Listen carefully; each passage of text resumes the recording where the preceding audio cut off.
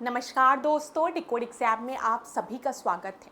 आज की क्लास में हम लोग डिस्कस करेंगे मॉक टेस्ट 48 जो कि आपके यूपीपीसीएस प्रीलिम्स और आरओ एआरओ दोनों परीक्षाओं के लिए बहुत ही महत्वपूर्ण है।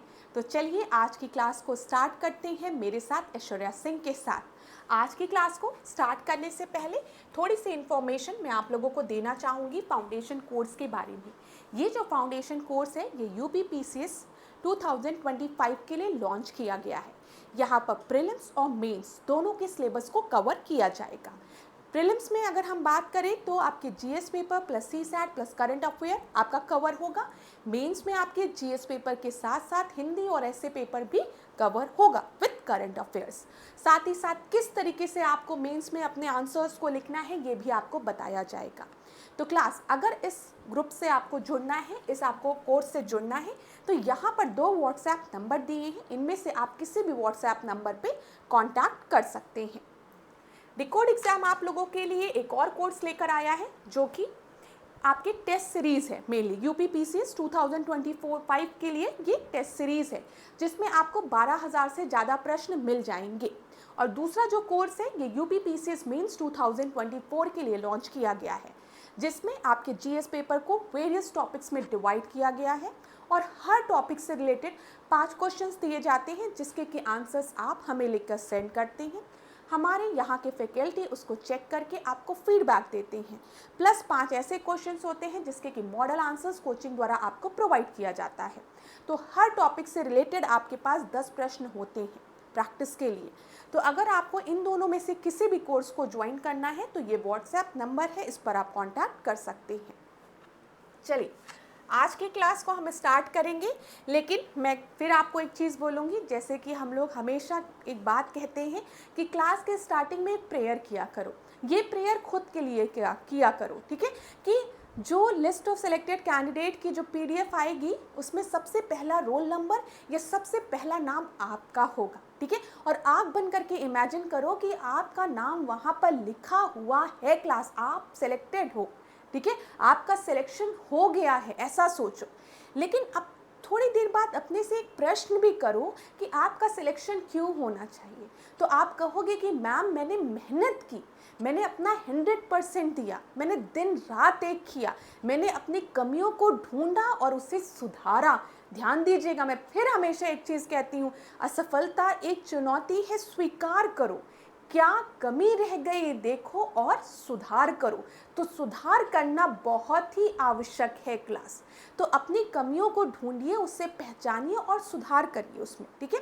और कहीं पर भी अगर आपको दिक्कत हो तो आप हमारी डिकोड एग्जाम की टीम को या ऐश्वर्या मैम को भी कमेंट बॉक्स में आप मुझे बता सकते हैं। हम आने वाले क्लास में आपके डाउट को क्वेश्चन के माध्यम से सॉल्व करा देंगे। उसके लिए आप लोग बिल्कुल भी चिंतित मत होइए, ठीक है। लेकिन अपने पे भरोसा करिए, अपने ईश्वर पर भरोसा करिए, माता पिता के आशीर्वाद पर भरोसा करिए। आप लोगों को सफलता ज़रूर मिलेगी, मैं बता रही हूँ। लेकिन आपको कर्म करना है और कर्म इस तरीके से करना है कि जो भी दिक्कतें आ रही है, जो भी कमियां हैं, उन कमियों को दूर करना आपको पड़ेगा, ठीक है। दूर करेंगे तभी तो आप एग्ज़ाम के दिन अच्छा परफॉर्म कर पाएंगे।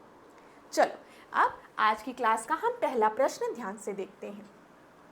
देखिए यहाँ पर नियंत्रण परिषद की स्थापना की बात की गई है। नियंत्रण परिषद मतलब बोर्ड ऑफ कंट्रोल, यहाँ मैं लिख देती हूँ बोर्ड ऑफ कंट्रोल। तो बताइए बोर्ड ऑफ कंट्रोल का एस्टैब्लिशमेंट किस एक्ट के तहत हुआ है। दूसरा दिया गया है सुप्रीम कोर्ट की स्थापना। तीसरा क्या दिया गया है क्लास, इंग्लिश मिशनरीज भारत में आए क्रिश्चियनिटी को प्रमोट करने के लिए। फिर गवर्नर जनरल की परिषद में कानूनी सदस्य की नियुक्ति, लॉ मेंबर को जोड़ा गया। अब मुझे बताओ यहाँ पर आंसर क्या होगा। सबसे पहला एक्ट कौन सा है, रेगुलेटिंग एक्ट है। थोड़ा सा डिस्कस करें, 2 मिनट का टाइम आप लोग मुझे देंगे जल्दी से। जो ऐश्वर्या मैम जो बात बताने जा रही है देखिए आपको याद है कि नहीं। सबसे पहले रेगुलेटिंग एक्ट है। अब ध्यान दीजिएगा, रेगुलेटिंग एक्ट आया क्यों, ये चीज़ मैंने आपको पहले के टेस्ट में भी बताई है। असल में जो ईस्ट इंडियन कंपनी थी, जिनकी मोनोपोली थी ट्रेडिंग में, व्यापार में, वो डूब रही थी, मतलब लॉस में जा रही थी। तो ईस्ट इंडियन कंपनी जाती है क्राउन के पास कि आप हमारी मदद करिए, हमको कुछ पैसे की आवश्यकता है, हम लॉस में जा रहे हैं। क्राउन कहता है कि ये कैसे, आपके जो ऑफिसर्स हैं वो तो अमीर हो रहे हैं ईस्ट इंडियन कंपनी के, भारत से भर भर के पैसा आ रहा है भाई, सब लोग एकदम लग्जरियस लाइफ जी रहे हैं, और ईस्ट इंडियन कंपनी डूब कैसे रही है समझ में नहीं आ रहा है। तो यहाँ से एक चीज़ क्लियर होती है कि ईस्ट इंडियन कंपनी में जो लोग काम कर रहे थे वो करप्ट थे, वो जितना भी बेनिफिट हो रहा था वो अपने लिए रख ले रहे थे, कंपनी को बेनिफिट नहीं मिल पा रहा था। तो जब ईस्ट इंडियन कंपनी क्राउन के पास जाती है ब्रिटेन में, तो क्राउन कहता है या कहती है, क्वीन कहती हैं कि सुनिए, हम आपकी मदद करेंगे, हम आपको लोन देंगे, लेकिन अब हम आपको रेगुलेट करेंगे, हम आपको नियंत्रित करेंगे। ठीक है, ये चीज़ याद रखिएगा। तो रेगुलेटिंग एक्ट आता है। रेगुलेटिंग एक्ट में क्या क्या बातें कही जाती है बताओ। मैंने आपको बताया था कि पहले गवर्नर ऑफ बंगाल अलग था, गवर्नर ऑफ मद्रास अलग था, और गवर्नर ऑफ बॉम्बे अलग था, हर प्रोविंस का गवर्नर अलग था। लेकिन रेगुलेटिंग एक्ट 1773 में क्या कहा गया, जो गवर्नर ऑफ बॉम्बे है और गवर्नर ऑफ मद्रास है वो अब किसके अंतर्गत काम करेंगे, गवर्नर ऑफ बंगाल के अंतर्गत। और आज से गवर्नर ऑफ बंगाल को गवर्नर जनरल ऑफ बंगाल कहा जाएगा। ये किस में कहा गया है, रेगुलेटिंग एक्ट में कहा गया है। तो ये याद रखिएगा, यहाँ पर अगर मैं लिखूं गवर्नर ऑफ बंगाल जो है, अब उसके अंडर में कौन कौन काम करेगा, गवर्नर ऑफ मद्रास, यहाँ मद्रास का गवर्नर, ठीक है, और बॉम्बे का गवर्नर, ये याद रखिएगा। और ये जो पोस्ट है गवर्नर ऑफ बंगाल की, अब इसे नया नाम दिया जाएगा और इसका नाम हो जाएगा गवर्नर जनरल ऑफ बंगाल। यहाँ पर क्या टर्म यूज कर दिया गया है नया, ध्यान देना, governor general of Bengal. Clear है क्लास? अभी देखना, सब चीज़ें बहुत अच्छे से रिवाइज कराऊंगी मैं, थोड़ा सा समय देना। तो यहाँ पर गवर्नर जनरल ऑफ बंगाल कर दिया गया है। और पहला गवर्नर जनरल ऑफ बंगाल कौन था, वॉरेन हेस्टिंग था। ठीक है, पहली चीज़ क्लियर हुई। दूसरा प्रोविज़न जो हम रेगुलेटिंग एक्ट्स के बारे में डिस्कस करेंगे वो ये है, सुप्रीम कोर्ट का इस्टेब्लिशमेंट हुआ इस एक्ट के तहत। ठीक है, दूसरी चीज़ क्या है, सुप्रीम कोर्ट का इस्टेब्लिशमेंट हुआ, याद रहेगा। तीसरी चीज़ अगर आप याद रखेंगे तो यहाँ पर आपका कोर्ट ऑफ डायरेक्टर स्टैब्लिश किए गए। मतलब कोर्ट ऑफ डायरेक्टर क्या करेंगे, ईस्ट इंडियन कंपनी पर नजर रखेंगे।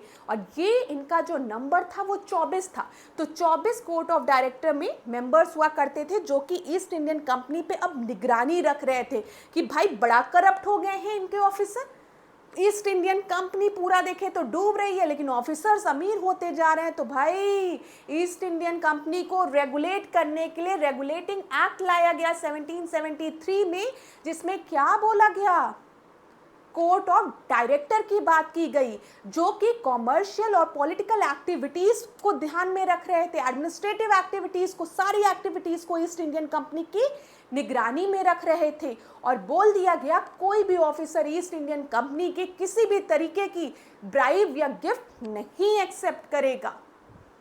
समझ में आ रहा है थोड़ा बहुत?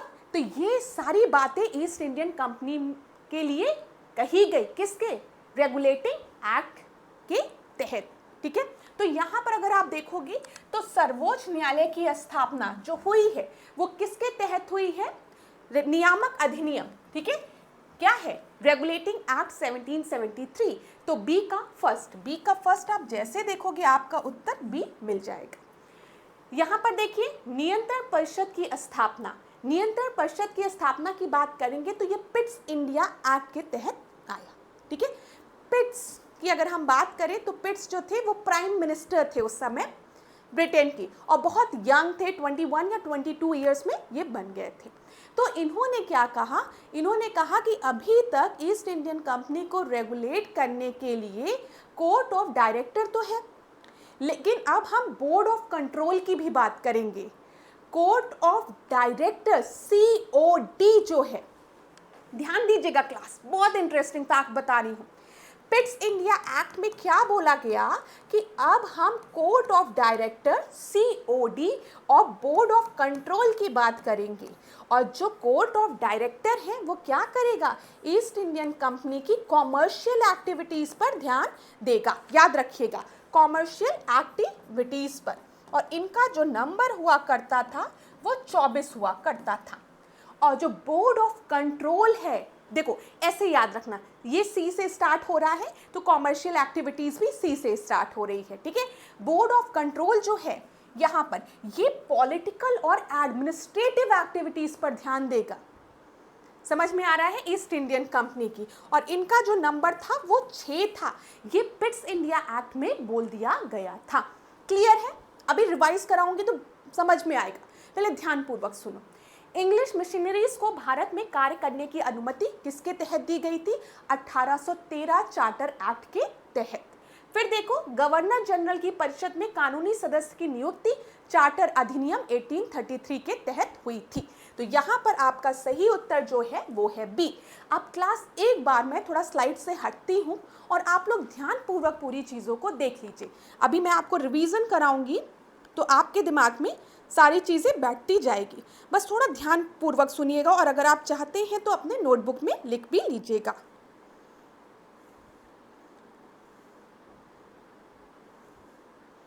चलिए, आपने नोट कर लिया होगा।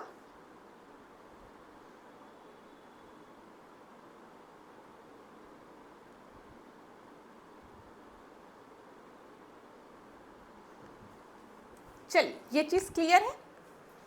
तो यहाँ पर B आपका सही उत्तर है। देखिए, बोर्ड ऑफ कंट्रोल की हमने बात किया तो याद रखिएगा, नियंत्रण परिषद की स्थापना किसके तहत हुई थी? पिट्स इंडिया एक्ट के तहत हुई थी। पिट्स इंडिया एक्ट ने बोर्ड ऑफ कंट्रोल और कोर्ट ऑफ डायरेक्टर, ये हमेशा याद रखिएगा 1784 में, ठीक है। यहाँ पर ऐसे याद रखोगे, बोर्ड ऑफ कंट्रोल, ठीक है, और कोर्ट ऑफ डायरेक्टर। तो कोर्ट ऑफ डायरेक्टर में पहला शब्द क्या है? C है। तो ये कॉमर्शियल एक्टिविटीज पर ध्यान दे रहे थे, ठीक है, कॉमर्शियल एक्टिविटीज पर। और बोर्ड ऑफ कंट्रोल जो है वो पॉलिटिकल एक्टिविटीज पर। किसके कॉमर्शियल और पॉलिटिकल एक्टिविटीज की हम बात कर रहे हैं? हम ईस्ट इंडियन कंपनी के पॉलिटिकल और कॉमर्शियल एक्टिविटीज की बात कर रहे हैं। क्लियर है ये चीज? आओ आगे बढ़ते हैं। ध्यान देना क्या दिया गया है यहाँ पर। किस अधिनियम के द्वारा ब्रिटिश संसद ने चाय और चीन के साथ व्यापार को छोड़कर ईस्ट इंडियन कंपनी के साथ व्यापारिक एकाधिकार को समाप्त कर दिया? बहुत कॉमन प्रश्न है, आप में से ज़्यादातर स्टूडेंट को अब याद हो गया होगा। मेरे पढ़ाए गए, मैंने जिन स्टूडेंट्स को पढ़ाया है उनको तो याद हो गया होगा। ध्यान दीजिएगा, बोला गया है किस चार्टर एक्ट के तहत जो मोनोपोली थी ईस्ट इंडियन कंपनी की, जो मोनोपोली थी उनके पास ट्रेडिंग की, उसको ख़त्म कर दिया गया। अब ईस्ट इंडियन कंपनी की मोनोपोली खाली चाइना के साथ ट्रेडिंग में रह गई और टी ट्रेडिंग में रह गई, और सारी मोनोपोली जो एकाधिकार था वो ईस्ट इंडियन कंपनी का खत्म कर दिया गया। और ये किस चार्टर के तहत हुआ? ये चार्टर 1813 के तहत हुआ, ठीक है, 1813 चार्टर। अच्छा, चार्टर मतलब क्या होता है? अगर मैं आपसे पूछूं, चार्टर मतलब, चार्टर जो है, जो भी सॉवरेन गवर्नमेंट है, ठीक है, जो भी जिसके पास पावर है, ठीक है, वो चार्टर के तहत किसी इंडिविजुअल को या फिर किसी इंस्टीट्यूशन को राइट देता है। समझ में आ रहा है? राइट देता है। तो यहाँ पर शब्द यूज किया जाता है चार्टर। रेगुलेटिंग एक्ट के तहत क्या किया गया? क्राउन ने कोर्ट ऑफ डायरेक्टर के थ्रू कंपनी को, ईस्ट इंडियन कंपनी को रेगुलेट करना शुरू कर दिया। अभी उनकी मोनोपोली के साथ कोई भी छेड़खानी नहीं की है, अभी भी उनके पास मोनोपोली है, एकाधिकार है ट्रेडिंग में रेगुलेटिंग एक्ट के तहत। लेकिन चीज़ों को रेगुलेट करने के लिए उन्होंने सुप्रीम कोर्ट को स्टैब्लिश कर दिया, ठीक है, और कोर्ट ऑफ डायरेक्टर को स्टैब्लिश कर दिया, ताकि ईस्ट इंडियन कंपनी पर निगरानी रखा जा सके। जो इसके ऑफिसर्स ना बदमाशी कर रहे हैं, करप्शन कर रहे हैं, वो ना हो सके। समझ में आया?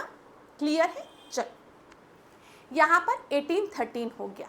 अब 1813 में अभी इसके पहले वाले प्रश्न में हमने क्या पढ़ा है, चार्टर एक्ट 1813 के तहत ही क्रिश्चियन मिशनरीज जो हैं वो भारत में आई क्रिश्चियनिटी को प्रमोट करने के लिए, ये भी याद रखिएगा। क्लियर, बहुत अच्छी बात है। दूसरे प्रश्न को देखते हैं। ब्रिटिश संसद के किस अधिनियम ने भारत में व्यापार पर ईस्ट इंडियन कंपनी के एकाधिकार को समाप्त कर दिया? तो जल्दी से मेरे स्टूडेंट बता दो कि जो मोनोपोली थी ईस्ट इंडियन कंपनी की, जो एकाधिकार था ईस्ट इंडियन कंपनी का, उसको खत्म कर दिया गया चार्टर एक्ट 1813 के तहत। चलो, बहुत अच्छी बात है, इतना समझ में आया होगा। अब ध्यान दो, कौन सा एक्ट दिया गया है? 1861। छत्तीसगढ़ पीसीएस प्रीलिम्स 2021 में पूछा गया प्रश्न है।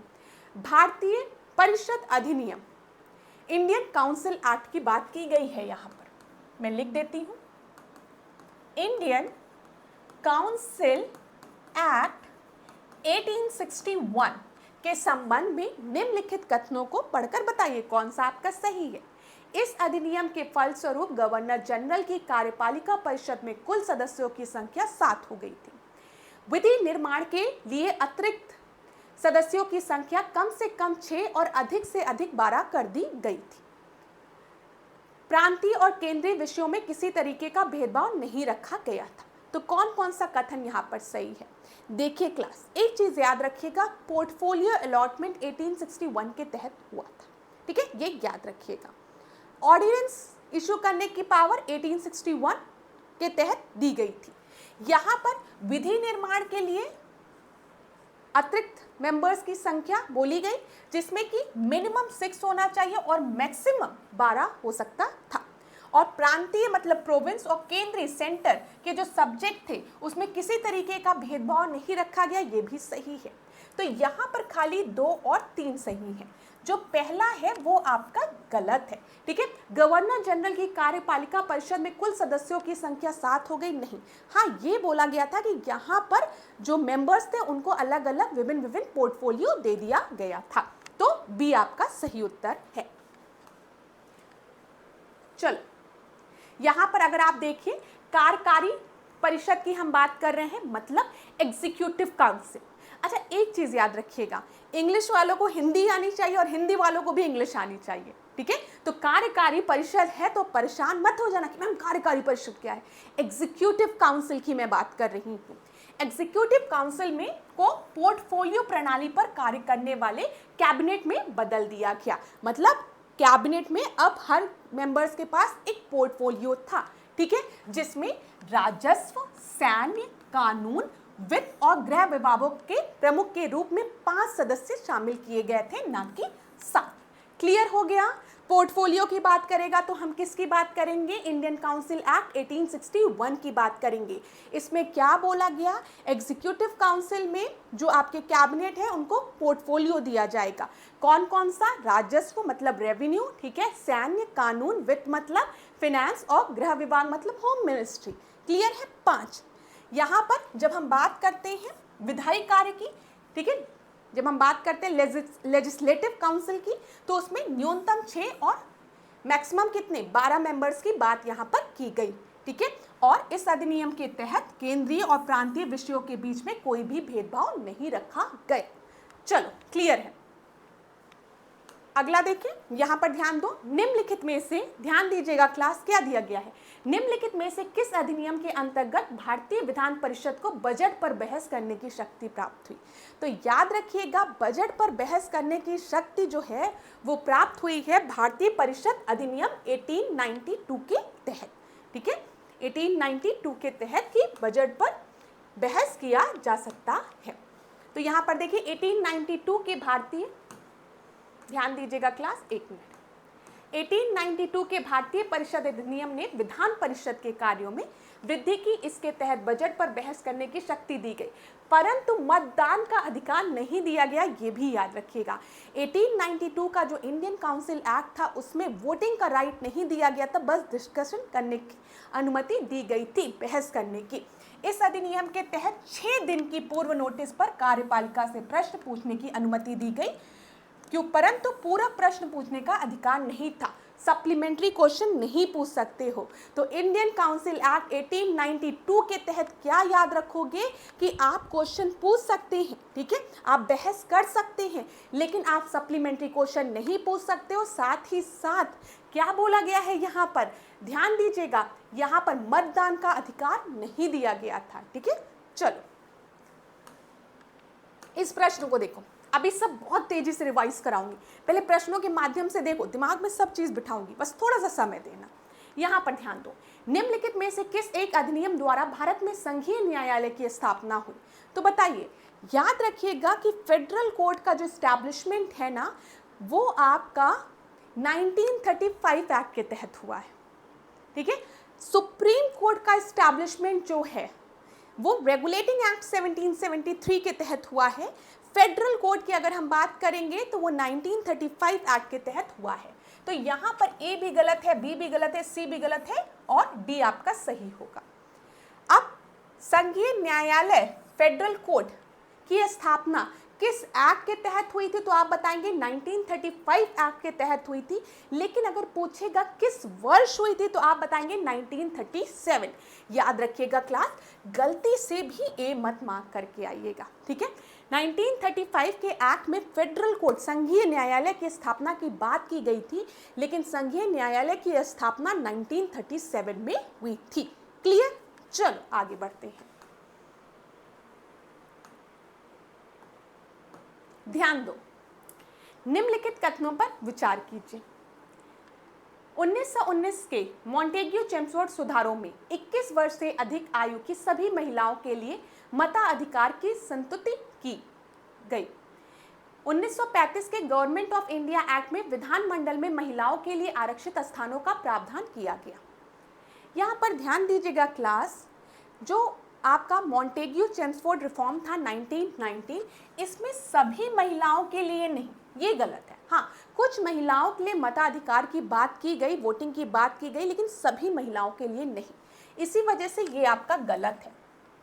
अगर हम देखें 1935 गवर्नमेंट ऑफ इंडिया एक्ट, तो इसमें विधानमंडल में महिलाओं के लिए आरक्षित स्थानों का प्रावधान था, तो ये आपका सही है। तो दो आपका सही है, पहला आपका गलत है, बी सही उत्तर हो जाएगा, ठीक है। यहां पर ध्यान दीजिएगा क्लास, एक चीज ध्यान से सुनिएगा। 1909, अब सारे स्टूडेंट्स को पता होगा मॉर्ले मिंटो रिफॉर्म ना। मॉर्ले मिंटो रिफॉर्म के बारे में सबसे इंपॉर्टेंट पॉइंट क्या है? इसने पृथक निर्वाचन की बात की, किसके लिए? मुस्लिम्स के लिए। सेपरेट इलेक्टोरेट की बात की, किसके लिए? मुस्लिम्स के लिए। सेपरेट इलेक्टोरेट मतलब क्या? जहां पर मुस्लिम मेजॉरिटी में है, ठीक है, मुस्लिम मेजॉरिटी प्रोविंस में जो लोग इलेक्शन में खड़े होंगे वो मुस्लिम होंगे, ठीक है, मुस्लिम लीडर इलेक्शन में खड़े होंगे और उनको जो लोग वोट करेंगे वो भी मुस्लिम होंगे। ये आपका क्या है? सेपरेट इलेक्टोरेट, मतलब एक मुस्लिम मेजॉरिटी एरिया में जो लीडर खड़ा हो रहा है वो भी मुस्लिम है, साथ ही साथ उसको जो वोट दे रहे हैं वो भी मुस्लिम है। अगर उस प्रोविंस में हिंदू लोग हैं तो उनके पास ये अधिकार नहीं है कि वो वोट दे। समझ में आया? तो ये सेपरेट इलेक्टोरेट है। और मॉर्ले मिंटो रिफॉर्म को हम लोग कहते हैं कि यहाँ पर सेपरेट इलेक्टोरेट की बात की गई थी मुस्लिम्स के लिए। इसीलिए बाद में कहा गया है कि 1909 का जो एक्ट है उसने नींव रख दी थी पाकिस्तान की। पाकिस्तान की नींव कब रखी गई? 1909 में, जब मुस्लिम्स के लिए पृथक निर्वाचन की बात कर दी गई, ठीक है। तो यहां पर हम मुस्लिम्स लिख दे रहे हैं। फिर हम आते हैं 1919 एक्ट में, मॉन्टेग्यू चेम्सफोर्ड रिफॉर्म में। मॉन्टेग्यू चेम्सफोर्ड रिफॉर्म में भी याद रखिएगा, यहाँ पर भी हमने पृथक निर्वाचन की बात की थी। किसके लिए? यूरोपियंस के लिए बात की थी, इंडियन क्रिश्चियंस के लिए बात की थी, सिख के लिए बात की थी। ये कुछ कम्युनिटीज थी जिनको कि पृथक निर्वाचन दिया गया था 1919 एक्ट के तहत। सिख, यूरोपियन, ठीक है, इंडियन क्रिश्चियंस, ये याद रखिएगा, इन सब को दिया गया था। फिर 1935 में अगर हम आएंगे तो याद रखिएगा 1935 में भी सांप्रदायिक निर्वाचन प्रणाली का विस्तार किया गया था। किस वर्ग में? ध्यान दीजिए, दलित वर्गों में, महिलाओं और श्रमिकों के लिए पृथक निर्वाचन मंडल का प्रावधान करते हुए विधानमंडल में स्थान को आरक्षित किया गया था। क्या किया गया था? आरक्षित किया गया था। किसके लिए? बोलो, महिलाओं के लिए, लेबर्स के लिए, श्रमिक के लिए और दलितों के लिए। किसमें? 1935 में जो सीट्स थी उनको रिजर्व किया गया था विधानमंडल में। क्लियर है? सारी चीजें इंपॉर्टेंट हैं, ध्यान रखिएगा। चलो अगला देखते हैं। भारतीय सिविल सेवा के संदर्भ में निम्नलिखित कथनों में से कौन सा कथन सही है? भारत सरकार अधिनियम 1919 में भारतीय सिविल सेवा के लिए एक अलग परीक्षा का प्रावधान किया गया जो भारत में होनी थी। ठीक है, भारतीय सिविल सेवा में 1941 में भारतीयों का प्रतिशत यूरोपीय वासियों से अधिक था। ठीक है, ध्यान दीजिएगा क्लास। जो पहला स्टेटमेंट दिया गया है, भारतीय सिविल सेवा के लिए एक अलग परीक्षा का प्रावधान किया गया था 1919 में, नहीं, ये तो बहुत ही लेट हो गया। अगर हम देखेंगे, ठीक है, ओपन कंपटीशन सिस्टम की बात, मतलब कंपटीशन कराने की बात, एग्जाम कंडक्ट कराने की बात, ये प्रपोजल चार्टर एक्ट 1833 में प्रपोज किया गया था, दिया गया था, जो कि इम्प्लीमेंट हो पाया था 1853 में, ठीक है, ना कि 1919 में। हाँ, 1941 आते आते हम देखते हैं कि भारतीय सिविल सेवा में जो प्रतिशत था इंडियंस का वो बढ़ गया था यूरोपियन से। तो दूसरा आपका सही है। देखिए ये किस एग्जाम में पूछा गया प्रश्न है? यूपी आरओ एआरओ में। अब आप सोच सकते हो 1941 का समय आ रहा है भाई, कौन सा आ रहा है? क्विट इंडिया मूवमेंट, भारत छोड़ो आंदोलन। अब ब्रिटिशर्स जो हैं वो कमज़ोर पड़ चुके हैं भारत में, तो हम कह सकते हैं इसका प्रभाव हम भारतीय सिविल सेवा में भी देखेंगे। अब भारतीय सिविल सेवा में जो इंडियंस हैं उनका प्रतिशत ज़्यादा होगा यूरोपियन की। और ये चीज़ तो आपके परीक्षा में कई बार बोली गई है कि ओपन कंपटीशन कराने की बात किस एक्ट में कही गई थी? तो 1833 में, जो कि इम्प्लीमेंट हो पाया था 1853 में। क्लियर है? चलो, अच्छा प्रश्न था ना। यहां पर ध्यान दीजिए। अब देखिए चार्टर एक्ट की मैंने बात की थी आपसे, ध्यान दीजिएगा, ठीक है, 1853 चार्टर एक्ट। तो यहां पर देखिए भारत में आधुनिक मेरिट आधार सिविल सेवा आईसीएस का प्रारंभ 1844 में, मतलब 1853 चार्टर में बोला गया, एक्सेप्ट किया गया, और 1854 में लंदन में सिविल सेवा आयोग की स्थापना से हुआ।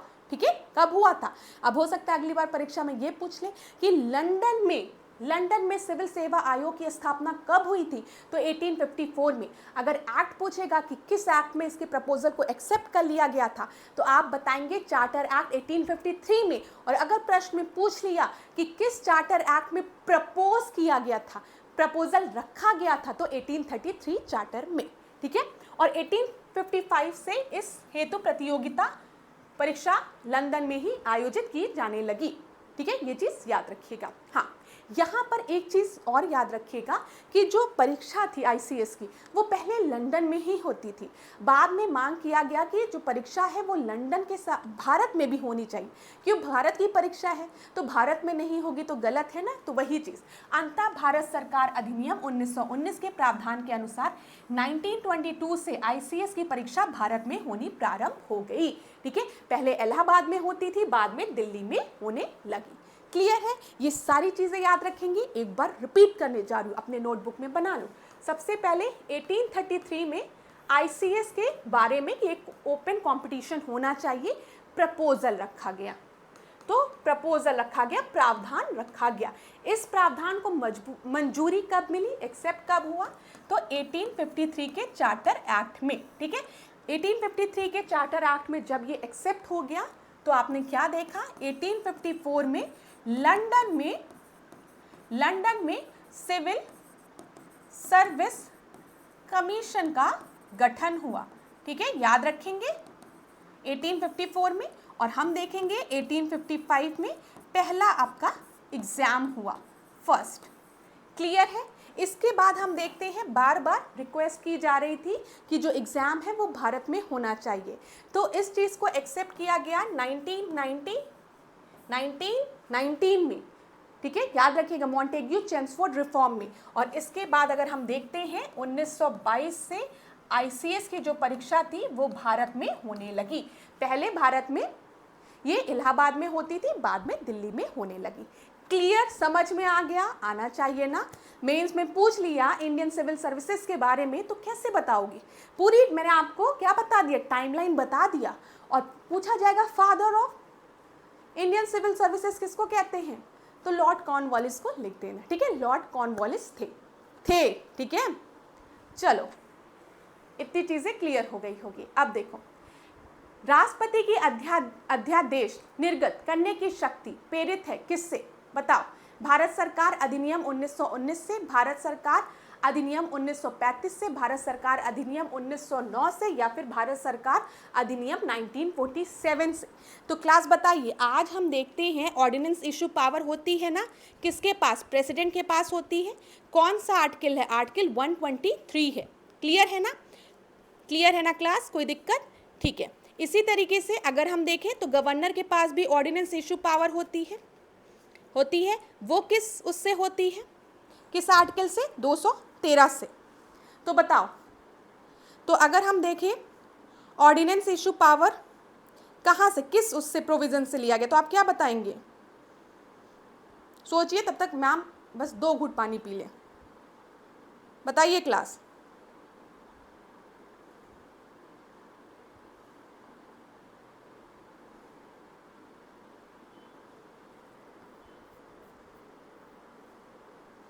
तो यहाँ पर क्या है आपका? Government of India act 1935। और हमेशा याद रखिएगा क्लास, ज़्यादातर प्रोविज़न जो हमारे भारत में आज हैं वो गवर्नमेंट ऑफ इंडिया एक्ट 1935 से ही लिए गए हैं। चाहे हम फेडरल स्ट्रक्चर की बात करें 1935, चाहे हम ऑर्डिनेंस इशू पावर की बात करें, प्रेसिडेंट के पास जो है वो 123 से है, और अगर हम गवर्नर की बात करेंगे तो गवर्नर के पास 213 से है। तो इससे हमने गवर्नमेंट ऑफ इंडिया एक्ट 1935 के तहत लिया। चलो आगे बढ़ते हैं। आगे बढ़े क्लास। यहाँ पर ध्यान दीजिएगा क्या दिया गया है। निम्नलिखित में से किस अधिनियम द्वारा संवैधानिक निरंकुशता का सिद्धांत प्रवृत्त किया गया? कॉन्स्टिट्यूशनल ऑटोक्रेसी की बात की गई। 1909, 1919, 1935 या फिर 1947। तो यहाँ पर ध्यान दीजिएगा, हम बात कर रहे हैं संवैधानिक ऑटोक्रेसी की, तो ये कब होगा? जब आपका 1935 एक्ट आएगा। ठीक है, 1935 एक्ट के तहत। क्लियर है? क्लियर है क्लास?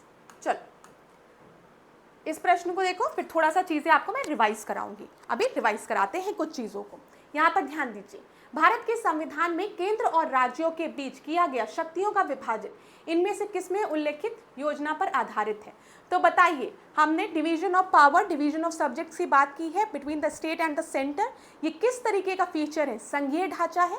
संघीय ढांचा में क्या होता है? जो शक्ति होती है उसका वितरण होता है किसके बीच में? सेंटर और स्टेट के बीच में। ठीक है, केंद्र और राज्य के मध्य। तो फेडरलिज्म या फेडरल स्ट्रक्चर की बात तो हमने गवर्नमेंट ऑफ इंडिया एक्ट 1935 के तहत कही है। क्लियर है? बताओ क्लियर है? चलो बहुत अच्छी बात है। इस प्रश्न को देखो, एक संघीय व्यवस्था और केंद्र में द्वैत शासन भारत में लागू किया गया। ठीक है, संघीय व्यवस्था और केंद्र में द्वैत शासन, केंद्र की बात की गई है, सेंटर में द्वैत शासन की बात किस में कही गई है? तो गवर्नमेंट ऑफ इंडिया एक्ट 1935 के तहत कही गई है। आपको पता है क्लास, हम डायरकी की बात करते हैं, तो जब हम डायरकी को प्रोविंस में, प्रांत में लगाने की बात करते हैं, तो यहाँ पर हम किस एक्ट की बात करते हैं? 1919 एक्ट की बात करते हैं। और यही डायरकी जब हम सेंटर में लगाते हैं, ठीक है, तो हम किसकी बात करते हैं? Government of India act 1935। और इसके तहत जो प्रोविंस में डायरकी है उसको खत्म कर दिया जाता है। बोलो क्लियर है?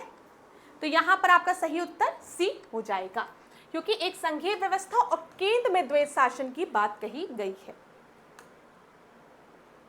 ब्लैंक स्लाइड है तो थोड़ा फायदा उठाते हैं इसका। रिवीजन करें 2 मिनट में इंपॉर्टेंट चीज़ों को, तो 2 मिनट तक अपनी पेन साइड में रखो और ऐश्वर्या मैम जो भी चीज़ें बताने जा रही हैं उसको ध्यानपूर्वक सुनो।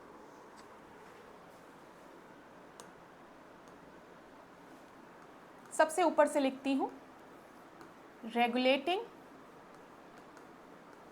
एक्ट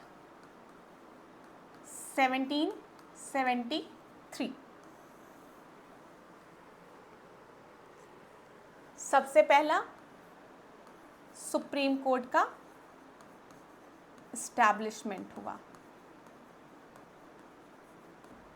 क्लियर है?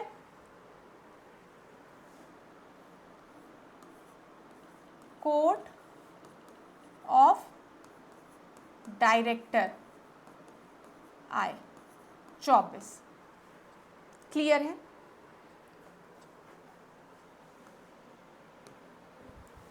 और तीसरा ध्यान देना, governor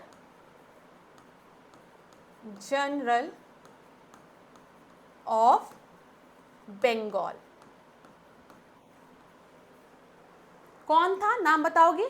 Warren Hasting.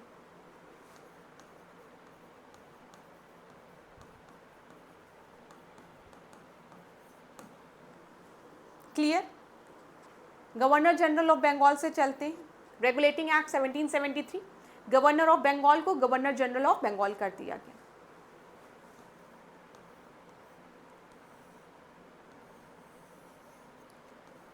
Charter act 1833, क्या मुख्य प्रोविजन था यहां पर? जो मोनोपोली थी ईस्ट इंडियन कंपनी की, वो तो हमने 1813 में ख़त्म कर दी थी, लेकिन अभी ईस्ट इंडियन कंपनी के पास मोनोपोली बची थी किसमें? टी में और चाइना के साथ। और इस मोनोपोली को जो बची थी टी और चाइना के साथ, उसको भी क्या किया गया? ख़त्म कर दिया गया। ठीक है? और ईस्ट इंडियन कंपनी को पूरी तरीके से एडमिनिस्ट्रेटिव बॉडी बना दिया गया। अब ईस्ट इंडियन कंपनी क्या करेगी बताओ? अब east Indian company commercial activity का काम, मतलब ये व्यापार का काम नहीं करेगी। कॉमर्शियल एक्टिविटीज जो ईस्ट इंडियन कंपनी करती थी वो अब नहीं करेगी। अब क्या करेगी? बस प्रशासन करेगी। ठीक है? एडमिनिस्ट्रेटिव बॉडी की तरह काम करेगी। किसमें बोला गया? चार्टर एक्ट 1833 में। तो चार्टर एक्ट 1833 में एक और जो काम किया गया था वो क्या था? ध्यान से सुनना क्लास। अब जो गवर्नर जनरल ऑफ बंगाल था उसको बोला गया गवर्नर जनरल ऑफ इंडिया। क्या बोला गया? यहाँ पर इंडिया टर्म यूज कर दिया गया। और ईस्ट इंडियन कंपनी की जितनी भी कॉमर्शियल एक्टिविटीज थी, ये व्यापार ट्रेडिंग, उसको खत्म करके ईस्ट इंडियन कंपनी अब पूरी तरीके से एडमिनिस्ट्रेटिव बॉडी हो गई थी, प्रशासनिक बॉडी हो गई थी। याद रखना, एडमिनिस्ट्रेटिव बॉडी। अभी बताऊंगी। आगे बढ़ते हैं, यहीं पर ध्यान देना। पहला तो आपका रेगुलेटिंग एक्ट आ गया, इसके बाद एक एक्ट आता है गवर्नमेंट ऑफ इंडिया एक्ट 1958। 1958, अरे सॉरी 1858, सॉरी क्लास 1858। 1857 में क्रांति हुई थी, रिवॉल्ट हुआ था, और उसके बाद क्वीन डिक्लेरेशन आया था जिसमें क्वीन ने क्या कह दिया था कि आज से ईस्ट इंडियन कंपनी खत्म। भारत पर एडमिनिस्ट्रेशन कौन करेगा? ब्रिटेन करेगा, क्राउन करेगा। क्राउन जो है वो सॉवरेन है, और जितने भी भारतीय हैं वो हमारे सिटीजन हैं। अभी तक आप पर जितना भी अत्याचार हुआ था ईस्ट इंडियन कंपनी कर रही थी। Doctrine of lapse, subsidiary alliance, ये सब किसकी देन थी? ईस्ट इंडियन कंपनी की देन थी। सब चीज़ों को ख़त्म किया जाता है और आज से भारत का हर एक नागरिक हमारा नागरिक है। आज से जो सॉवरेन है वो है crown. Government of India act 1858 में। तो अब ये जो पोजीशन थी गवर्नर जनरल ऑफ इंडिया की, इसका नामकरण कर दिया गया। इसको अब एक नया नाम दे दिया गया। क्या नाम दे दिया गया? वाइस रॉय। क्या दे दिया गया नया नाम? वाइस रॉय। ठीक है? वाइस रॉय कौन है? रिप्रेजेंटेटिव है क्राउन का। आज से हम लोग गवर्नर जनरल ऑफ इंडिया नहीं कहेंगे, हम लोग वाइसरॉय कहेंगे, ठीक है। और ईस्ट इंडियन कंपनी की एडमिनिस्ट्रेटिव और कॉमर्शियल तो पहले ही खत्म हो गए, तो पूरी तरीके से ईस्ट इंडियन कंपनी को कहा गया अब कुछ नहीं, अब आप ब्रिटेन के मतलब आप क्राउन की सॉवरेनिटी आपने एक्सेप्ट करिए, क्राउन सॉवरेन है, ठीक है। तो ये चीज़ याद रखिएगा। क्लियर है क्लास? बताओ क्लियर रहेगा? यहाँ पर जब भी हम बात करेंगे तो आपको याद रखना है सबसे पहले रेगुलेटिंग एक्ट 1773, फिर आपको याद रखना है चार्टर एक्ट 1833, ठीक है। फिर उसके बाद आपको याद रखना है गवर्नमेंट ऑफ इंडिया एक्ट 1858। इतनी पॉइंट आपको याद रहेंगे? बताओ। तो यहाँ पर याद रखिएगा जो वाइसरॉय था वो लॉर्ड कैनिंग था पहला, ठीक है। और अगर बात करेंगे गवर्नर जनरल ऑफ इंडिया तो विलियम बेंटिक। अब बताओ रटोगे? रटोगे? रटोगे तुम लोग? नहीं रटोगे। क्यों रटोगे? अब सुनो मेरी बात एक बार जल्दी से, थोड़ा टाइम देके। रेगुलेटिंग एक्ट 1773 के पहले गवर्नर ऑफ बंगाल अलग था, गवर्नर ऑफ मद्रास अलग था, गवर्नर ऑफ बॉम्बे अलग था, सबका अपना अपना क्षेत्र था, प्रोविंस था, सब खुशी से जी रहे थे। लेकिन जब रेगुलेटिंग एक्ट 1773 आया तो गवर्नर ऑफ बॉम्बे और गवर्नर ऑफ मद्रास को नीचे ले आया गया। किसके? गवर्नर ऑफ बंगाल के। और गवर्नर ऑफ बंगाल को एक नया नाम दे दिया गया। क्या नाम दिया गया? Governor general of Bengal. और पहला गवर्नर जनरल ऑफ बंगाल कौन बना? विलियम बेंटिक बना, ठीक है। Regulating act. फिर हम आते हैं चार्टर एक्ट 1833। क्यों इंपॉर्टेंट है? क्योंकि चार्टर एक्ट 1833 के थ्रू क्या हुआ, ईस्ट इंडियन कंपनी की जितनी भी कॉमर्शियल एक्टिविटीज थी सबको खत्म कर दिया गया। अब ईस्ट इंडियन कंपनी खाली एडमिनिस्ट्रेटिव बॉडी बन के रह गई। अब जो गवर्नर जनरल ऑफ बंगाल के नाम से जाना जाता था जिस पोस्ट को, उसको कर दिया गया गवर्नर जनरल ऑफ इंडिया। और गवर्नर जनरल ऑफ इंडिया कौन बना? बताओ कौन बना? यहाँ पर बेंटिक बना, विलियम बेंटिक बना, ठीक है।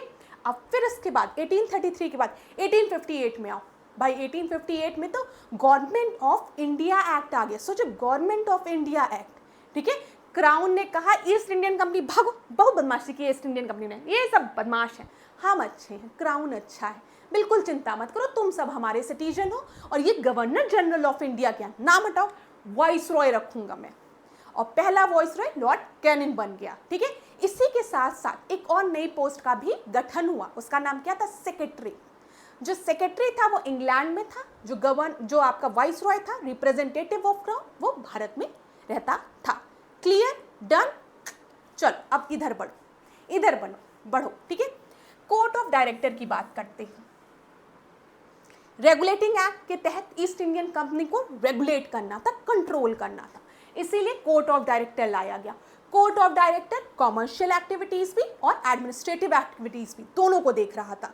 लेकिन ऐसा फील हुआ कि भाई नहीं, कुछ तो दिक्कत है, बर्डन जो भी हो कुछ अभी सही नहीं हो रहा है।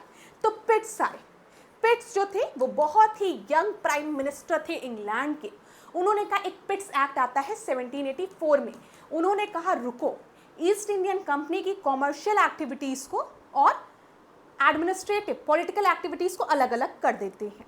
जो कॉमर्शियल एक्टिविटीज है उसको सीओडी देखेगा, कोर्ट ऑफ डायरेक्टर, और जो पॉलिटिकल एक्टिविटीज है उसको बोर्ड ऑफ कंट्रोल देखेगा, ठीक है। याद रहेगा पिट्स एक्ट 1784। डन? चलो और क्या, यहाँ पर जब बात करेंगे सुप्रीम कोर्ट की इस्टेब्लिशमेंट की तो रेगुलेटिंग एक्ट 1773। जब फेडरल कोर्ट की बात होगी तो जल्दी से बताओ क्या कहोगे? तब बताओगे फेडरल कोर्ट का इस्टेब्लिशमेंट हुआ है 1935 एक्ट के तहत। क्लियर है? समझ में आ रहा है? चलो आगे बढ़ते हैं। ध्यान देना, निम्नलिखित में से कौन सा एक भारत शासन अधिनियम 1935 में स्वीकार किया हुआ महत्वपूर्ण और अस्थायी अवयव नहीं था? मतलब 1935 से रिलेटेड कौन सा प्रोविजन नहीं था? ध्यान देते हुए चलते हैं। विधानमंडल के लिए सरकारी सदस्यों का समावचित किया जाना, मतलब विधानमंडल में जो सरकारी सदस्य थे उनको नॉमिनेट करने की बात कही गई, सही है। एक संघ की योजना, फेडरल स्ट्रक्चर की बात की गई। फेडरलिज्म, संघ की बात हमेशा याद रखना, जहां पर भी संघ आएगा मतलब we are talking about the division of power between the centre and the state. हम संघ की जब बात कर रहे हैं तो यहां पर शक्ति का वितरण हो रहा है किसके किसके मध्य, बताओ, केंद्र और राज्यों के मध्य। सही है। विधानमंडल के लिए निर्वाचित एवं जवाबदेही प्रतिनिधि, बिल्कुल सही है। देश के लिए लिखित संविधान, इसकी बात गवर्नमेंट ऑफ इंडिया एक्ट 1935 में नहीं कही गई थी। तो इस प्रश्न का सही उत्तर क्या हो जाएगा? ए आपका सही उत्तर हो जाएगा। आगे बढ़ते हैं। 1935 का गवर्नमेंट ऑफ इंडिया एक्ट क्यों महत्वपूर्ण था? जल्दी देखते हैं। यह भारतीय संविधान का प्रमुख स्रोत है, बिल्कुल सही है। देखिएगा क्लास, अगर आप भारतीय संविधान को पढ़ेंगे तो भारतीय संविधान से जो बहुत ढेर सारे प्रोविजंस आपके गवर्नमेंट ऑफ इंडिया एक्ट 1935 के तहत लिए गए हैं, जो कि बिल्कुल सही है। ठीक है, आगे बढ़े। इस प्रश्न को देखिए, क्या दिया गया है? निम्नलिखित अधिनियम में से किस अधिनियम के फलस्वरूप बर्मा से भारत अलग हुआ? तो बताइए, बर्मा से भारत किस एक्ट के तहत हुआ था अलग? Indian council act 1909? बिल्कुल नहीं। Government of India act 1919? नहीं। Government of India act 1935? नहीं। Indian independence act 1947? नहीं। यहाँ पर याद रखिएगा, गवर्नमेंट ऑफ इंडिया एक्ट 1935 आपका सही उत्तर है। आपकी मैम ने सब नहीं नहीं नहीं कह दिया तो आपके दिमाग में आया होगा तो मैम आंसर ही कौन सा सही है? तो 1935 एक्ट सही है। चलो, स्वतंत्रता के पूर्व, ध्यान देना, स्वतंत्रता के पूर्व के दिनों में प्रारंभ से किसने संविधान निर्मात्री सभा का विचार प्रस्तुत किया था? किसने कहा था कि कॉन्स्टिट्यूएंट असेंबली होना चाहिए? तो याद रखिएगा, ये कॉन्स्टिट्यूएंट असेंबली की सबसे पहली बार बात की थी एमएन रॉय ने। ठीक है, क्लियर है? आगे बढ़े। एक निर्वाचित संविधान सभा द्वारा भारत के संविधान का निर्माण करने का प्रस्ताव किया गया था कब? देखिए, साइमन कमीशन ने कॉन्स्टिट्यूएंट असेंबली की बात नहीं की थी। साइमन कमीशन 1927 में अपॉइंट किया था। 1928 में साइमन भारत आते हैं। हर जगह no back Simon, go back Simon का नारा होता है। क्यों? क्योंकि साइमन कमीशन में कोई भी भारतीय सम्मिलित नहीं होते थे। अरे, भारत का संविधान लिखना है, भारत के संविधान को तैयार करना है, तो आप क्या बात कर रहे हैं? उसमें कोई भारतीय नहीं होगा, कैसी बात है? गलत है, गो बैक साइमन। ठीक है, अब साइमन कमीशन को क्यों अपॉइंट किया गया था? तो जो मॉन्टेग्यू चेम्सफोर्ड रिफॉर्म था 1919, इसमें बोला गया था कि 10 साल बाद एक कमीशन आएगा भारत, जो कि 1919 में जो एक्ट थे, जो प्रोविजन थे, उनको रिव्यू करेगा और जो जो चेंजेस की रिक्वायरमेंट है उन चेंजेस को करेगा। ठीक है, ये 10 साल का प्रोविजन इसमें लिखा था। लेकिन 10 साल पहले ही हम देखते हैं 1927 में ही साइमन कमीशन को अपॉइंट किया जाता है और साइमन कमीशन भारत आता है। क्लियर है? तो यहाँ पर ये तो है नहीं। भारत सरकार अधिनियम 1935 में नहीं, हाँ, क्रिप्स मिशन में, जिसको कि पोस्ट डेटेड चेक कहा जाता है। Post dated cheque. अब आपको पता है दूसरा विश्व युद्ध स्टार्ट हो गया है और ब्रिटेन के जो मेंबर्स हैं, जो ब्रिटिशर्स हैं, वो क्या चाहते हैं? दूसरे विश्व युद्ध में भारत उनके साथ लड़े, मतलब उनका सहयोग करे। और उन्होंने डिक्लेरेशन भी कर दी थी कि भारत हमारे तरफ से लड़ेगा, जिसके चलते क्या हुआ था, जो कांग्रेस के मेंबर थे वो गुस्सा गए थे, खौल गए थे और उन्होंने इस्तीफा दे दिया था 1937 में। और इसको देखकर कि अरे वाह, कांग्रेस के लीडर ने इस्तीफा दे दिया है, मुस्लिम जो लीग था उन्होंने मुक्ति दिवस के रूप में मना लिया। तो यहाँ पर कहीं ना कहीं ब्रिटिशर्स चाह रहे थे कि भारत हमारा साथ दे, लेकिन अब भारतीय भी जान गए थे कि आपका साथ हमने वर्ल्ड वॉर 1 में दिया। हमारे यहाँ के जो यंगस्टर्स थे, जो यंग लीडर्स थे, वो आपका साथ देने के लिए, पंजाब के खासकर जो यूथ थे, वो सेना में भर्ती हुए और उन्होंने अंग्रेजों का साथ दिया। और आपने पंजाब में क्या किया? जलियांवाला बाग कांड किया। डायर ने क्या किया? निहत्थे लोगों पर गोलियां चला दी। आज 13 अप्रैल है ना, बैसाखी के दिन ही जलियांवाला बाग कांड हुआ था। आज बहुत अच्छे दिन हम लोग ये टॉपिक को डिस्कस कर रहे हैं। देखिए दिमाग में आ रहा है मेरे। तो जलियांवाला बाग कांड में क्या हुआ था, देखिए रॉलेट एक्ट लाया गया उस समय, 1919 का समय था। रॉलेट एक्ट को हम काला कानून कहते हैं। क्यों? बिना वकील बिना दलील वाला कानून है। आपको लगता है कि सामने वाला जो आदमी गुजर रहा है वो सस्पेक्ट है, तो पकड़ के जेल में ले जाकर बंद कर दो।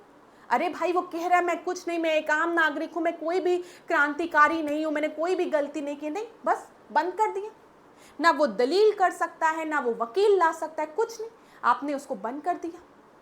लोगों ने कहा ये तो काला कानून है, रॉलेट सत्याग्रह होना चाहिए, तो रॉलेट सत्याग्रह हो रहा था। आपने पंजाब में जो वहां के प्रमुख लीडर थे किचलू ब्रदर्स को अरेस्ट कर लिया। जलियांवाला बाग में बैसाखी के दिन दो तरीके के लोग इकट्ठा हुए थे। कुछ लोग थे जो कि किचलू ब्रदर्स के अरेस्ट होने पर प्रोटेस्ट करने के लिए आए थे, लेकिन वहां पर ज्यादातर जो लोग थे वो निहत्थे थे, जो कि बैसाखी को सेलिब्रेट करने आए थे। उनको तो जानकारी भी नहीं थी कि ये अनाउंसमेंट की गई है कि कहीं पर भी पब्लिक गैदरिंग नहीं होगी। उनको नहीं पता था, वो तो अपना बैसाखी का त्यौहार मनाने आए थे। डायर गया, उसने देखा वाह भीड़ का, फायर, लोगों को उड़ा दिया। बच्चे, बूढ़े, औरतें, कितने लोग मारे गए उसमें। और आपने जो रिपोर्ट पेश की उसमें भी आपने सही बात बताई ही नहीं। जो हंटर कमीशन थी उसने भी रिपोर्ट अपनी पूरी तरीके से सही नहीं दी थी। तो लोग अब ये सब चीजें देख चुके थे। आप सोचिए कितने लोगों के माँ बाप उसमें मरे होंगे, कितने लोग बेचारे क्या हो गए होंगे, उनके पास माँ बाप, परिवार ही नहीं बचा होगा। तो क्या ऐसे लोग कभी भी ब्रिटिशर्स से खुश रहेंगे? और अब जब चीजें सब सही हो रही है तो आपने फिर कह दिया कि हमारे यहाँ के लोग आपको सपोर्ट करेंगे। क्यों सपोर्ट करेंगे? क्या आपने हमारे यहाँ की लार्जेस्ट पार्टी से पूछा, कांग्रेस पार्टी या किसी पार्टी से पूछा कि हम आपका सपोर्ट कर रहे हैं कि नहीं? हम नहीं करने वाले आपका सपोर्ट। समझ में? अब तो हम क्विट इंडिया मूवमेंट करने वाले हैं ना, करो या मरो का नारा आने वाला है। तो अब लाओ अगस्त ऑफर 1940, समझ में आ रहा है? लाओ क्रिप्स मिशन, कुछ नहीं होगा। पोस्ट डेटेड चेक हो चुका है, अब हम लोग समझदार हो चुके हैं। तो यहां पर ध्यान दीजिएगा, कॉन्स्टिट्यूएंट असेंबली की बात क्रिप्स मिशन में बोला गया था कि कॉन्स्टिट्यूएंट असेंबली बनाई जाएगी, ठीक है, वॉर कमिटी बैठेगी, एक बार वॉर खत्म हो जाने दीजिए शांतिपूर्वक, उसके बाद भारत का संविधान लिखा जाएगा, आप लोगों को डोमिनियन स्टेटस हम दे देंगे। जैसे ही बोला डोमिनियन स्टेटस, सब भड़क गए। कौन सा डोमिनियन स्टेटस? 1929 भूल गए? दिसंबर 1929 आईएनसी का सेशन लाहौर में, जवाहरलाल नेहरू रावी नदी के तट पर झंडा फैलाकर कहते Purna Swaraj. Bye bye Nehru report, bye bye dominion status. Nehru report मान लिए होते तो आज हम डोमिनियन स्टेटस एक्सेप्ट कर लिए होते। एक साल तक आपने कुछ नहीं किया, आज से हमारा एम पूर्ण स्वराज का, कंप्लीट इंडिपेंडेंस का। आने वाली 26 जनवरी 1930 को हम पूर्ण स्वतंत्रता दिवस के रूप में मनाएंगे। और 12 मार्च से सविनय अवज्ञा आंदोलन भी स्टार्ट होगा। अब सॉल्ट लॉ ब्रेक करेंगे हम लोग, ब्रेक करेंगे लॉ। देखिए कितना इंटरेस्टिंग है चीजें, क्यों रटना है? कोई जरूरत नहीं है रटने की। अगस्त ऑफर दे रहे हैं, लालच दे रहे हैं ये लोग। ऑफर में क्या रहता है? 50% ऑफ, 99% ऑफ, और ऑफर के नीचे ऐसे ऐसे एक्स्ट्रिक लिखा रहता है, और लिखा रहता है टर्म्स एंड कंडीशन अप्लाइड। आप जाओगे, अरे भाई 99% ऑफ है, चलो चलो सेल चली, चलो चलो चलो। जैसे कि भैया 99% ऑफ है ना, पहले 10,000 की शॉपिंग करिए तब। अरे 10,000 की शॉपिंग करेंगे, दूसरे प्रोडक्ट पे 99% ऑफ है, 1 रुपए में उस प्रोडक्ट नहीं चाहिए भाई, चलो छोड़। तो ब्रिटिशर्स भी क्या करें, अगस्त ऑफर, नाम देखो ऑफर दे रहे हैं। अरे आप हमारा पहले आइए, पहले हमारा सहयोग करिए वॉर में, उसके बाद हम आपको ऑफर दे रहे हैं ना। आपका कॉन्स्टिट्यूएंट असेंबली बनेगी, वॉर कमिटी बैठेगी, एक बार वो खत्म हो जाएगा तो मुस्लिम लीग और सब लोग मिल के वार्तालाप करेंगे, सब चीज़ सही। अरे नहीं चाहिए, हो गया, अब जाओ तुम लोग, समय आ गया है। हमारे बहुत से लीडर्स अब तैयार हो गए हैं, सुभाष चंद्र बोस जैसे लीडर्स, ठीक है। तो इस चीज़ को ऐसे इंटरेस्ट के साथ पढ़ेंगे ना तो बहुत मजा आएगी। चलो यहाँ पर ध्यान दो, कैबिनेट, ब्रिटिश कैबिनेट डेलीगेशन द्वारा नहीं, यहाँ पे क्रिप्स मिशन द्वारा, ठीक है। अगस्त ऑफर रहता तो वो क्रिप्स मिशन के प्रस्तावों के संदर्भ में निम्नलिखित कथनों पर विचार कीजिए। चलो, संविधान सभा में प्रांतीय विधानसभाओं और साथ ही भारतीय रियासतों द्वारा नामित सदस्य होंगे। नया संविधान स्वीकार करने के लिए जो भी प्रांत तैयार नहीं होंगे उसे यह अधिकार होगा कि अपनी भावी स्थिति के बारे में ब्रिटेन के साथ अलग संधि पर हस्ताक्षर करें। यहाँ पर ध्यान दीजिएगा क्लास, ये आईएएस प्रीलिम्स का क्वेश्चन है और यहाँ पर ओनली ऑप्शन 1 जो है वो आपका सही है, ठीक है। यहाँ नहीं, यहाँ पर ध्यान दीजिएगा, 1 मिनट, यहाँ पर देखिए, यहाँ पर संविधान सभा में प्रांतीय विधानसभाओं और साथ ही भारतीय रियासतों द्वारा नामित सदस्य होंगे। नहीं, देखिए यहाँ पर नामित सदस्य और आपके निर्वाचित सदस्य दोनों की बात की गई है, तो खाली नामित सदस्य ये नहीं होगा, ये गलत है। यहाँ पर आपका क्या पूछा गया है, सही पूछा गया ना, हाँ। दूसरा देखिए, नया संविधान स्वीकार करने के लिए जो भी प्रांत तैयार नहीं होंगे, अगर कोई आपका प्रांत है, प्रोविंस है जो कि नया संविधान स्वीकार नहीं करना चाहता है, तो कोई बात नहीं, वो अलग से संधि हस्ताक्षर कर सकते हैं। अरे भाई ये क्या चल रहा है, तो आप खुद बताओ, जो भी प्रिंसली स्टेट्स हैं, क्या वो अपनी जो, अरे भाई प्रिंसली स्टेट क्यों चाहेंगे कि वो भारत के साथ जाकर मिले और अपनी पूरी ताकत उनको दे दे, नहीं चाहेंगे ना। तो ये कौन सा प्रोविजन है, लेकिन ये प्रोविजन दिया गया था क्रिप्स मिशन में, ठीक है। तो यहाँ पर सेकंड वाला सही है, फर्स्ट वाला आपका गलत है। यहाँ पर ध्यान दो, सबसे पहले युद्ध की समाप्ति पर संविधान का निर्माण करने के लिए एक संविधान सभा का गठन होगा। मैंने आपको बताया, युद्ध समाप्त होगा तो कॉन्स्टिट्यूएंट असेंबली बनेगी जो कि भारत का संविधान तैयार करेगी। पहला प्रोविजन क्रिप्स मिशन का। संविधान सभा में प्रांतीय विधानसभाओं द्वारा निर्वाचित सदस्य तथा भारतीय रियासतों द्वारा नामित सदस्य शामिल होंगे। तो यहाँ पर क्या है, जो आपकी प्रोविंस है, जहाँ पर विधानसभाएं हैं, वहाँ पर आपके निर्वाचित इलेक्टेड मेंबर्स होंगे, और जो प्रिंसली स्टेट है वहां पर आपके नॉमिनेटेड मेंबर्स होंगे। समझ में आ रहा होगा, लॉजिक है ये, ठीक है। प्रिंसली स्टेट नामित, नॉमिनेटेड, ठीक है, और जो आपकी प्रोविंस है जहां पे असेंबलीज है वहां पर आपके निर्वाचित, इलेक्टेड। भारत को डोमिनियन स्टेटस का दर्जा देने की बात कही गई है। यदि कोई प्रांत नया संविधान स्वीकार करने के लिए तैयार ना हो तो वह अपना अलग पृथक संविधान भी बना सकता है, ये बात कही गई थी, जो बिल्कुल गलत थी।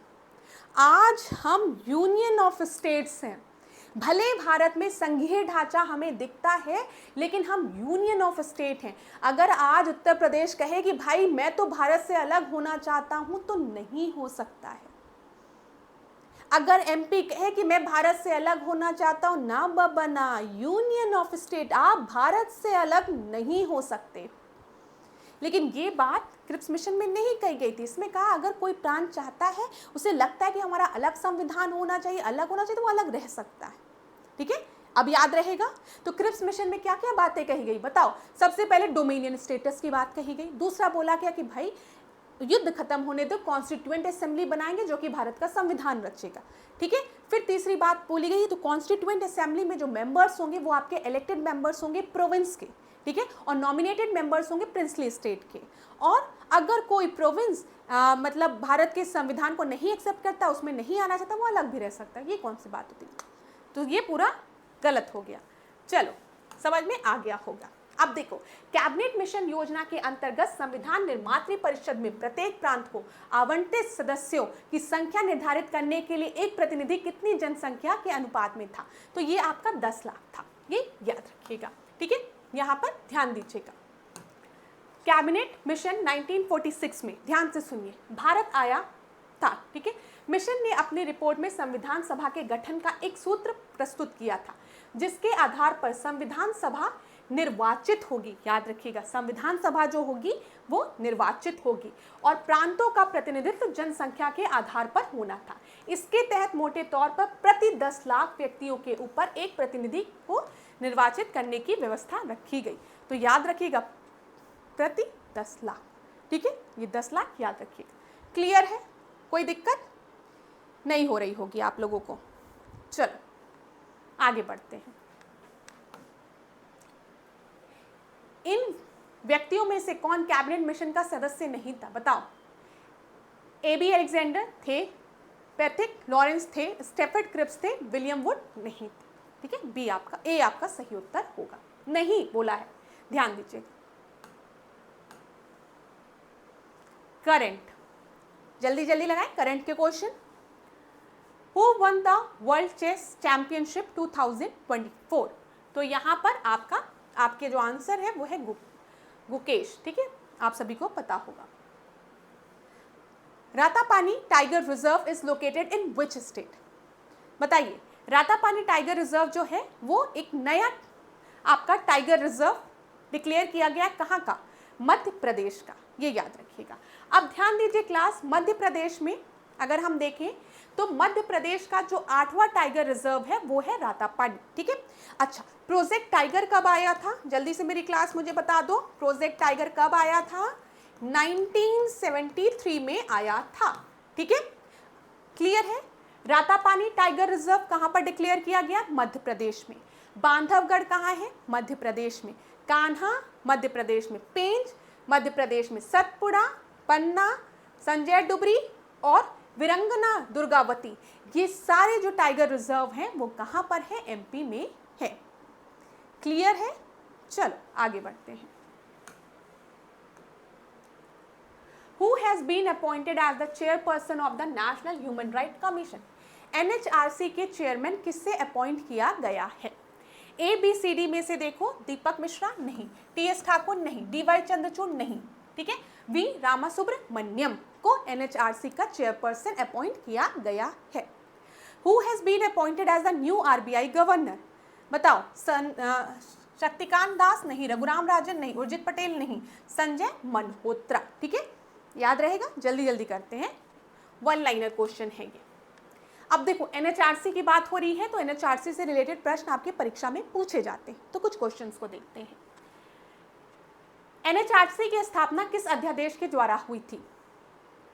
ह्यूमन राइट एक्ट 1994 नहीं, फंडामेंटल राइट ऑर्डिनेंस 1992 नहीं, सिविल लिबर्टी ऑर्डिनेंस 1993 नहीं, मानवाधिकार संरक्षण अध्यादेश 1993 के तहत NHRC का गठन हुआ था। NHRC के चेयरपर्सन और मेंबर्स को कौन अपॉइंट करता है? प्रेसिडेंट। डी, भारत का राष्ट्रपति। NHRC का गठन कब हुआ है? 12 अक्टूबर 1993 में। किस एक्ट के तहत? Protection of human right ordinance 1993 के तहत। कौन इसको गवर्न करती है? Ministry of home affair. Composition क्या होती है? एक आपके चेयरपर्सन होते हैं, चेयरमैन होते हैं और 5 अदर मेंबर्स होते हैं, जिनको कि अपॉइंट कौन करता है? प्रेसिडेंट अपॉइंट करता है, ठीक है। RBI की बात करें तो RBI कब आपका बना था? 1 अप्रैल 1935। अच्छा, याद रखिएगा, जो गवर्नमेंट ऑफ इंडिया एक्ट 1935 था उसमें फेडरल कोड की बात की गई थी, उसमें RBI के गठन की भी बात की गई थी, ये भी याद रखिएगा। हेडक्वार्टर मुंबई। अभी गवर्नर कौन है? संजय मल्होत्रा हैं, जो कि 26th गवर्नर हैं RBI के। यहाँ पे जो फर्स्ट गवर्नर कौन थे? वो सर ऑसबॉर्न स्मिथ थे, याद रहेगा। चलो, स्टैटिक पोर्शन में डिस्कस कर ले रहे ना करंट अफेयर के साथ, ताकि रिवीजन होता रहे। आप में से कई स्टूडेंट कह रहे थे कि मैम करंट अफेयर को भी इंक्लूड कर दो, तो मैंने सोचा कि कुछ करंट अफेयर हम लोग थोड़ा थोड़ा डिस्कस कर लेंगे कुछ क्लासेस में, ठीक है। यहाँ पर ध्यान दो। Who has been awarded with the 34th Vyas Samman award? तो बताइए, ABCD में से आपका सही उत्तर क्या होगा? अगर समय लेना है तो आप समय भी ले सकते हैं क्लास। तो यहाँ पर ABCD में से आपका जो सही उत्तर है वो है सूर्यबाला, ठीक है। इन्हें 34th व्यास सम्मान से सम्मानित किया गया है। Which village has become India's first solar border village? तो बताइए, ABCD में से सही उत्तर क्या है? कहाँ पर सोलर, सब घर में आपको सोलर पैनल दिखेंगे, सोलर के थ्रू एनर्जी प्रोड्यूस हो रही है, तो ये है मसाली, गुजरात में। ये आपका सही उत्तर है। देखिए, फर्स्ट है ना, तो इसीलिए महत्वपूर्ण है, गुजरात में है, ठीक है। PM सूर्य घर योजना के तहत सारे घरों में सोलर रूफटॉप में सोलर पैनल इंस्टॉल किए गए हैं। 119 घर हैं, सारे घरों में सोलर पैनल लगा दिए गए हैं। अब लोग सोलर एनर्जी से अपने घर का पंखा बिजली चला रहे हैं। 34th व्यास सम्मान सूर्यबाला को मिला है। कौन से देश को? वासी वेन्यू की डायरी। चलो अगला ध्यान देते हैं, क्या दिया गया है। India signed a memorandum of understanding with which country to establish the world largest museum? Bharat किस कंट्री के साथ मिलकर विश्व का सबसे बड़ा म्यूजियम बना रहा है?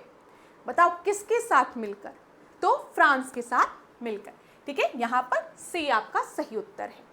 Under which scheme has the government approve the provision of drone to women self help group? बताओ जो आपका विमेन सेल्फ हेल्प ग्रुप है, ठीक है, गवर्नमेंट ने किस स्कीम के तहत इन्हें ड्रोन देने की बात कही है? कौन सी स्कीम है? किसान ड्रोन स्कीम नहीं, स्टार्टअप ड्रोन नहीं, महिला शक्ति नहीं, नमो ड्रोन दीदी, नमो ड्रोन दीदी, याद रखिएगा।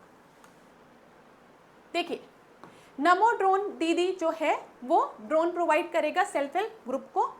ठीक है, एग्रीकल्चरल पर्पस के लिए बजट जो है 1261 करोड़ है। 15,000 ड्रोन प्रोवाइड किए जाएंगे।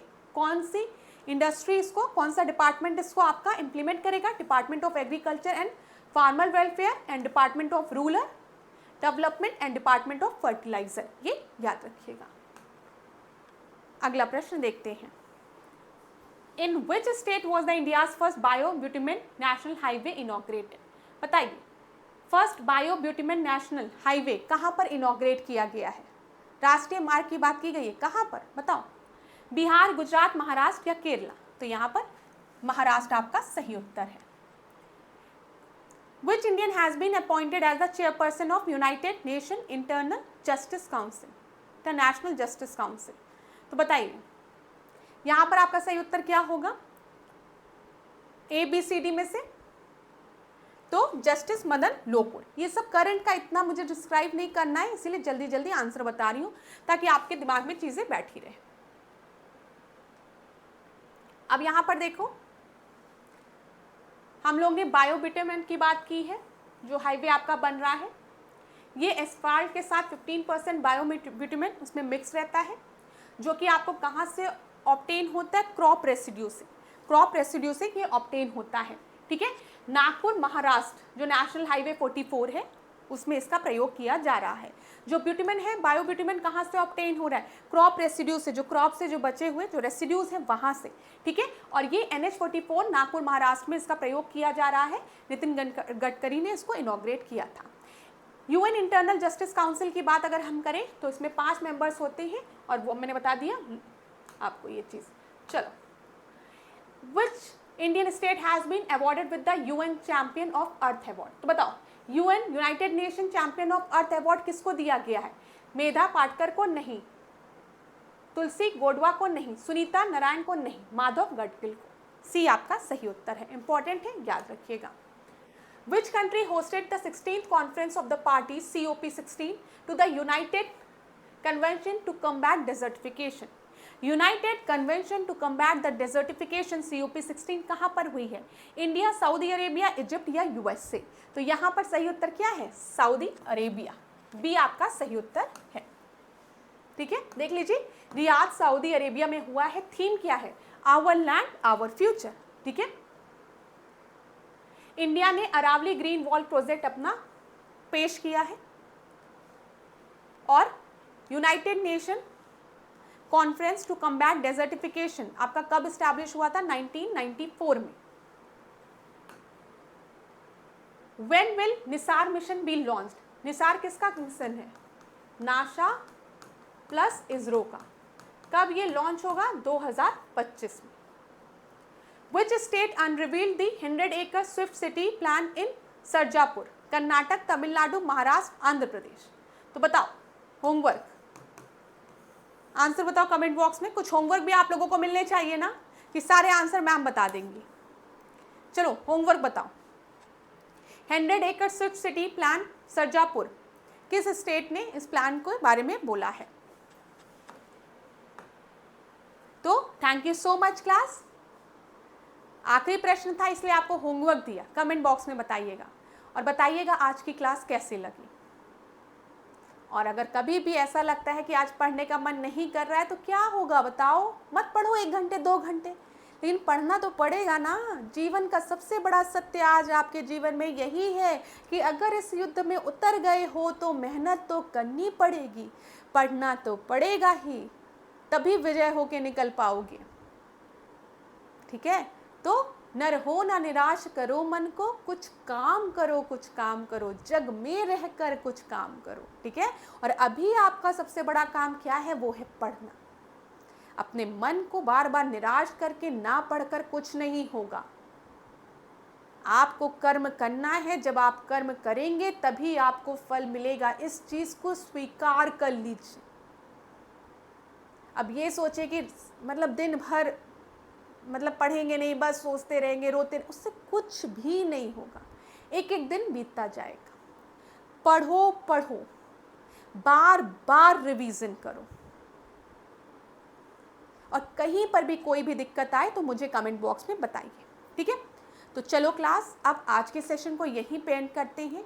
नेक्स्ट क्लास में आपसे मिलेंगे नए प्रश्नों के साथ। आशा करती हूँ आप लोग पूरी ईमानदारी के साथ पढ़ रहे होंगे। ठीक है, और कहीं पर भी कोई डाउट होता है तो ऐश्वर्या मैम को ज़रूर बताइए। डिकोड एग्ज़ाम की पूरी टीम आप लोगों के साथ है। हमारा सहयोग आप लोगों के साथ हमेशा रहेगा।